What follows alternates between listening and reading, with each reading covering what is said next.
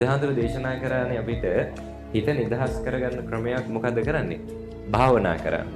මේ භාවනා කරොත් මොකෝ වෙන්නේ? හිත නිදහස් වෙනවා. දැන් හිතන්න ඔයත්තන්ට උන ලොකු ප්‍රශ්න ගොඩක් අස්සේ ජීවිතේ එක සැරයක් හරි ගොඩාක් ප්‍රශ්න තියෙන වෙලාවක පැත්තකට ගිහිල්ලා එරමිනිය ගොතාගෙන කොන්ද ගෙලින් කරගෙන අතක් උඩක් අතිය තියාගෙන භාවනා කරලා තියෙද? දැන් මෙච්චර අපි කියනවා මේක මාර නිදහස් නේ, ප්‍රශ්න වලට නිදහසක් ලැබෙනවා, උත්තර හම්බ වෙනවා, මානසික නිදහසට හේතුවක් වෙනවා. එහෙමයි කියලා අද වෙනකන් එකම දවසක් හරි ප්‍රශ්න ආපු වෙලාවක එරමිනිය ගොතාගෙන භාවනා කරලා තියෙනවද? එහෙම හරි අඩුවේනේ. හිතන්න මේ වගේ වෙලාවක දැන් ඔන්න ගොඩාක් ප්‍රශ්නත් එක්ක ඉන්නේ.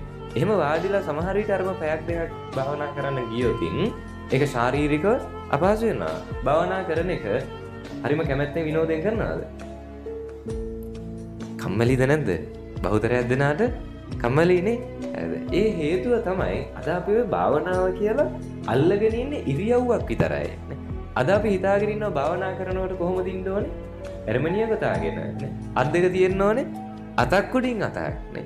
ඇස් දෙක පියාගෙන ඉන්න ඕනේ. හුස්ම උඩට පල්ලෙහාට යන්න ඕනේ නේ. ඒක ගැන හිතන්න ඕනේ. අපි හිතනවා ඒකයි භාවනාව කියලා. නෑ, ඒක බාහිර වර පෙනෙන ස්වરૂපයක් විතරයි. භාවනාව කියන්නේ මොකද්ද? එක අරමුණක හිත තියාගන්න එක. ගෙදර උයන ගමන් භාවනා කරන්න බැරිද? පුළුවන් නේ. ඔයත් ඔය ගෙදර උයන ගමන් හිතන්න දැන් ලූණු ගෙඩියක් කපනවා. අවධානය තියෙන්නේ ඔබ කපන ලූණු ගෙඩියට නම් ඒක භාවනාවක්ද නැද්ද? භාවනාවක්. ඒකයි අපි පුරුදු කරන්නේ නේ. හරිද? ඊට පස්සේ දැන් වාහනයක් ඩ්‍රයිව් කරනවා. වාහනේ එලවනකොට එයාගේ අවධානය තියෙන්නේ වාහනේ එලවන එකටම නම් මොකද වෙන්නේ? ඒක අරමුණක හිත තියාගන්න. භාවනාවක්ද නැද්ද? භාවනාවක්. ඒතර භාවනාව කියන්නේ අතීතය ගැන කල්පනා නොකර අනාගතය ගැන හිතන්න බල. මේ විදර්ශනා භාවනාව නෙවෙයි, හිත සමතේටපත් කරගන්නනේ.